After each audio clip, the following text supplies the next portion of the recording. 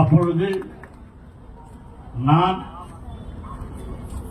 இந்த தொகுதியினுடைய சட்டமன்ற உறுப்பினராக இருந்தேன். இந்த இடம் எப்படி இருந்ததுன்னு உங்களுக்கு தெரியும். எப்படி இருந்தது? ஏரி கரன் பேரு, ஏரியில தண்ணி நிக்காது. ஆனா தனிப்பட்ட சில பேர் என்ன பண்ணா, எல்லாம் நிலத்தை ஆக்கிரமிச்சு நிலத்தமா ஆக்கிட்டு அதுல வீடு கட்டி வியாபாரம் பண்ண ஆரம்பிச்சாங்க. அதை தடுத்து நிறுத்தணும் தான் இங்கே ஒரு பேருந்து நிலையத்தை கொண்டு வர வேண்டும் என்று நாங்கள் முயற்சி எடுத்தேன்.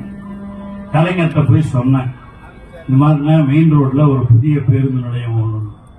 அப்ப இங்க யாரும் வியாபாரிகள் சங்கத்தில் இருப்பவர்கள் தவறாக எண்ணிக்கொள்ளக்கூடாது. அந்த பழைய பேருந்து நிலையத்து பக்கத்துல இருந்த கொஞ்சம் பேர் என்ன பண்ணாங்க, நேரடியா போய் சண்முகோடையா இருந்தார், அப்ப அவரே போய் இந்த பேருந்தை மாற்றக்கூடாதுங்க அப்படின்னு சொன்னார்.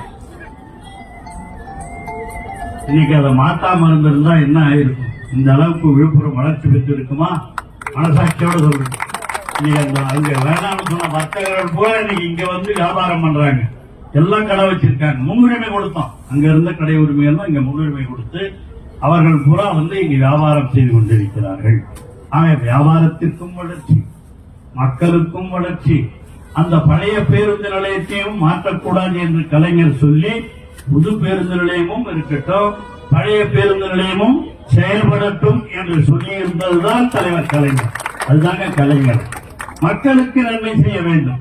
இந்த பேருந்து நிலையம் வராம இருந்தா விழுப்புரம் நகரம் எல்லாம் முன்னால பேசுறவங்க பேசினாங்க, இந்த அளவுக்கு வளர்ச்சி அடைஞ்சிருக்குமா?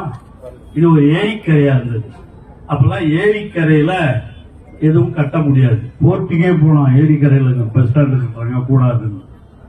அப்ப துரைமுருகன் அவர்கள் மந்திரியாக இருந்தவர், பொதுப்பணித்துறை அமைச்சராக இருந்த துரைமுருகனே இங்கே வந்து இடத்தை பார்த்துட்டு இந்த இடத்துல கொடுக்கலாம். அப்பெல்லாம் ஒரு சட்டம் இருந்தது, அரசாங்கத்திற்காக இந்த மாதிரி நீர்பிடிப்புகள் இருக்கிற இடத்தை வேணும்னா கொடுக்கலாம் அப்படின்னு ஒரு விதி இருந்தது. அந்த விதியின் அடிப்படையில் மாண்புமிகு அப்பொழுது இருந்த மாண்புமிகு அமைச்சர் துரைமுருகன் அவர்கள் இங்கே வந்து பார்த்து இந்த இடத்திற்கு அனுமதி கொடுத்தார்கள்.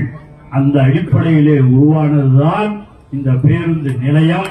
அப்பொழுது நம்முடைய தளபதி அவர்களும் இதற்கு மிக பெரும் உதவியாக இருந்தார். விழுப்புரம்னா நீ வளர்ந்துட்ட நண்பர்கள்லாம் சொன்ன மாதிரி நீ தமிழ்நாட்டிலே ஒரு பெரிய நகரமாக இன்னும் விரைவிலே நம்முடைய நகராட்சித்துறை அமைச்சர் அவர்களும் நம்முடைய தமிழக முதலமைச்சர் தளபதி அவர்களும் விழுப்புரத்தை மாநகராட்சியாக உயர்த்துகின்ற அளவிற்கு அவர்கள் இந்த நகராட்சி செயல்பட்டுக் கொண்டிருக்கிறது.